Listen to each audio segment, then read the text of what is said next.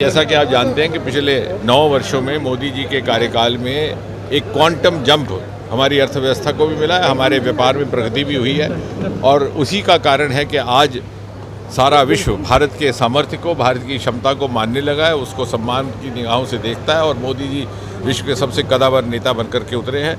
और ये बात हम नहीं कह रहे, ये सिर्फ भारतीय जनता पार्टी नहीं कह रहा, इसको वैश्विक मापदंड इस बात को स्वीकार कर रहे हैं। ग्लोबल इनोवेशन इंडेक्स में हम 41 पैदान जंप करके 81 से 40वें दर्जे पर आ गए। स्टार्टअप की दुनिया में हमारा कोई नाम ना था, दुनिया हमें बड़ी कोई बहुत संजीदगी से नहीं देखती थी, लेकिन आज हम स्टार्टअप की दुनिया में तीसरे दर्जे पर खड़े हैं और 1 लाख से अधिक हमारे स्टार्टअप्स हैं, 115-20 से अधिक यूनिकॉर्न हैं। इसी प्रकार इकॉनमी की दृष्टि में we are now rated as the fastest growing economy. हमने नहीं कहा, इंटरनेशनल मॉनेटरी फंड कर रहा है और 5वें दर्जे पर हम पहुँचे, इंग्लिस्तान को पिछाड़ के, जो हमारे ऊपर 200 साल हुकूमत करके गए थे।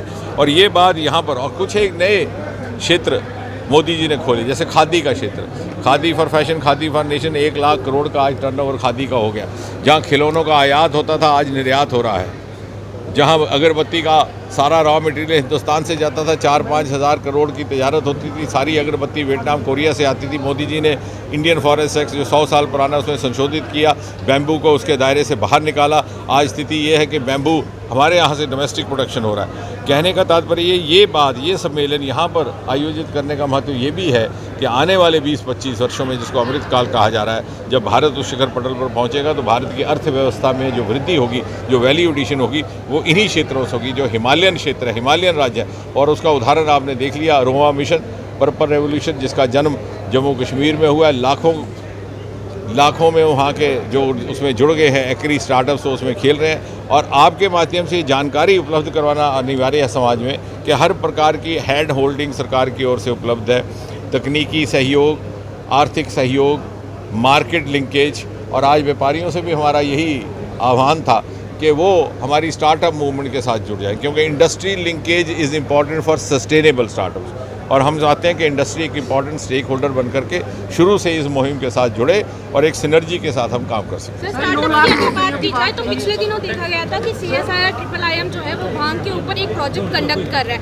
अगर इस सब की बात की जाए तो क्या आपको भी लगता है कि एक कमी रह गई है कि हम अब तक अपने खुद के यहाँ के इस कल्चर को समझ नहीं पाए, आयुर्वेद को अभी तक समझ नहीं पाए हैं हम? बिल्कुल, आप ठीक, एक बात इसमें भी आपकी बात ने बहुत अच्छी बात कही और इसमें जुड़ ये भी जाता है कि जब हमारी अर्थव्यवस्था में जम्मू कश्मीर की भूमिका रहेगी, योगदान रहेगा, तो जहाँ अरोमा मिशन का रहेगा, यहाँ कैनाबिस का भी रहेगा। हिंदुस्तान का पहला कैनाबिस मेडिसिनल प्रोडक्ट्स का प्लांट का प्रोजेक्ट CSIR IIIM में शुरू किया गया कैनेडियन सहयोग से, और इसमें जो दवाइयाँ ईजाद होंगी वो एक्सपोर्ट क्वालिटी की होगी, दूसरे देशों की उपलब्ध होंगी, जिसमें पेन किलर्स में, न्यूरोपैथी के लिए, कैंसर के मरीजों के इत्यादि के लिए। और ये शायद आपका कहना ठीक है कि शायद यहाँ के जो हमारे रिसोर्सेज थे, पिछली सरकारों ने उसकी ओर या ध्यान नहीं दिया और हमारी भी प्राथमिकताओं से कूच कर गए।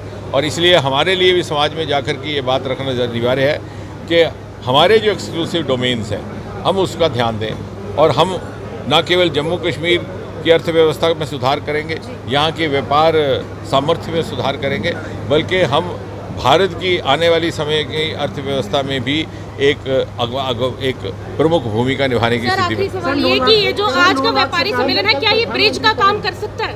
निश्चय मुझे लगता है कि समाज, व्यापार वर्ग समाज का एक अनिवार्य हिस्सा है, उसको अलग से नहीं देखना है। और आने वाले समय में ये पब्लिक प्राइवेट की जो लकीरें हैं वो जाती रहेंगी, सरकार और प्राइवेट में कोई अंतर नहीं रहेगा। आपके सामने उदाहरण है, स्पेस का विभाग पहले एक गोपनीयता में काम करता था, मोदी जी ने उसके दरवाजे खोल दिए। आज 150 से अधिक स्टार्टअप, प्राइवेट स्टार्टअप्स वहाँ पर हमारे स्पेस में एक स्पेस इकोनॉमी एक नए तौर पर आई है। अमेरिका हमसे कितना आगे हुआ करता था स्पेस के क्षेत्र में, आज उसी अमेरिका के सैटेलाइट्स हमारे यहाँ से लॉन्च किए जा रहे हैं और लगभग 174 मिलियन अमेरिकन डॉलर हिंदुस्तान उसमें से कमा चुका है।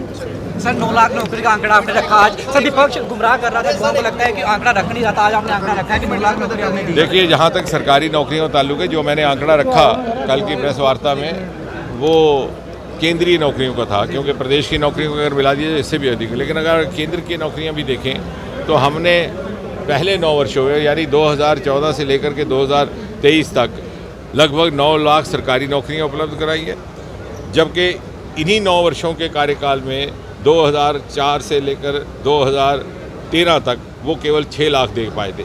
इसके अतिरिक्त ना सिर्फ क्वांटिटेटिव चेंज आया बल्कि क्वालिटेटिव, हमने पारदर्शिता लाई, हमने इंटरव्यू समाप्त कर दिया, कोई पक्षपात नहीं रहा, भाई भतीजावाद नहीं रहा, लेन देन नहीं रहा। और ऑनलाइन आपने देखा रोज़गार मेला का एक नया सिलसिला शुरू किया, ऑनलाइन वितरित किया जाता है, लगभग 70,000 से अधिक हर रोज़गार मेला में प्रधानमंत्री जी ऑनलाइन उसका वितरण करते हैं। कोई बीच में बिचौलिया नहीं रहता, मिडल मैन नहीं रहता, सरलता लाई, पारदर्शिता लाई, लेवल प्लेइंग फील्ड हर नौजवान को दिया। सर स्टार्टअप्स को लेकर काफ़ी जोर जो है केंद्र सरकार जो है वो दे रही है। क्या लगता है कि अमित शाह जी भी 23 तारीख को जहाँ पहुँचने वाले हैं मोती नगर के अंदर, तो कोई और गुड न्यूज़ जो है जम्मू कश्मीर के नहीं, स्टार्टअप्स के लिए मुझे लगता है कि उसके लिए हम सबका सहयोग आपका भी अनिवार्य है, क्योंकि यहाँ पर उतनी तेज़ी से वो गति नहीं पकड़ पा रहा जैसे कि दूसरे प्रदेशों में। हालांकि हमारे इतने बड़े सरमाए हैं जो शायद दूसरे प्रदेशों के पास उपलब्ध नहीं है। अवेयरनेस थोड़ा सा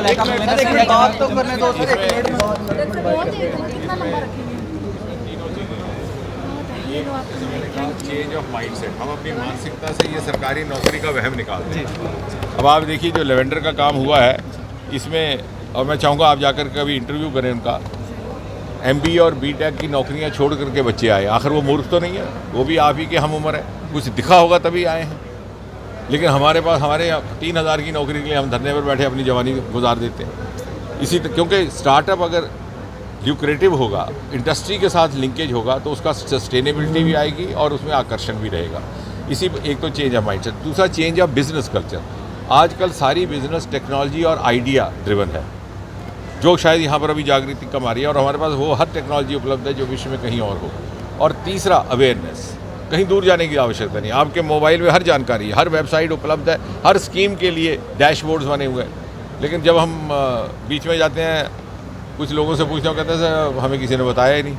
तो बताने वाला ज़माना चला गया, क्योंकि आपके पास ऑलरेडी सब कुछ उपलब्ध है। तो आप जैसे हमारे जो नौजवान पत्रकार मित्र हैं वो इसकी जागरूकता पैदा करने में बहुत बड़ी भूमिका निभा सकते हैं, और आपको भी उसमें गर्व महसूस होगा। सर यूथ को क्या मैसेज जम्मू कश्मीर के, आपको काफ़ी टेक्निकल गाइड देखते हैं, क्योंकि आप जब भी कोई यूथ का मसला आता है जम्मू कश्मीर के तो आप उसमें बढ़ चढ़ कर हिस्सा लेते हैं। पिछले दिनों जब यहाँ के बच्चे इंटरनेशनल गेम्स के लिए जाना था तब आपने हस्तक्षेप किया, उनको यहाँ से वहाँ पर फ्लाइट्स में टिकट दिया, जो भी उनको वीज़ा कोई प्रॉब्लम आ रही थी। तो अब भी बच्चे काफ़ी ज़्यादा हैं, वो आपको देख रहे हैं। थोड़ा सा यूथ में एक तो एक्सपोजर की कमी इसलिए भी है कि मुझे लगता है, जैसे मैं कार्यक्रम में आजकल कह रहा हूँ कि जब भी आप मेरा युवाओं के साथ इंटरेक्शन कराएं तो कृपा करके उनके माता पिता को भी साथ ले आएं, कि हम अपने 2 घंटे उनको समझाते हैं, वो जब घर जाते हैं उनके पिता ये कहते हैं वो तो उन्होंने अपना कर लिया, तुम्हारी ज़िंदगी ख़राब कर रहा है, फिर डालते हैं किसी कोचिंग सेंटर में। और ये जितने आपने देखा, ये जो जितने स्टार्टअप्स कामयाब हैं, कोई बहुत ज़्यादा कोचिंग सेंटरों में नहीं गए, बहुत पढ़ाई लिखाई नहीं की, लेकिन इनमें एक एप्टीट्यूड था इनोवेशन का, इनको एक डायरेक्शन दी गई, हैंड होल्डिंग हुआ, सहयोग हुआ। इसलिए मुझे लगता है कि सारे समाज में थोड़ी सी जागृति लाने की आवश्यकता है। बहुत एक प्रदेश में बहुत आगे बढ़ चुके हैं। अब जैसे सरकारी नौकरी है वह में, तो गुजरात में तो मैंने देखा कि लोग सिविल सर्विस का फॉर्म भी नहीं भरते। और मोदी जी के होते हुए स्टार्टअप्स की दुनिया में हम नंबर 3 दर्जे पर हम दुनिया में हैं। तो आप खुद अनुमान लगाइए कितनी विडंबना होगी और कितनी अफसोसनाक बात होगी कि 3 दर्जे पर हिंदुस्तान हुआ है दुनिया में स्टार्टअप इकोसिस्टम में, लेकिन जम्मू में या जम्मू कश्मीर में उसका कल्चर नहीं है। तो इसको हम बढ़ावा देंगे, और मुझे यकीन है कि आने वाले समय में बहुत जल्द परिवर्तन आने वाला है। विपक्ष को ये चीज़ें रास नहीं आ रही हैं सर।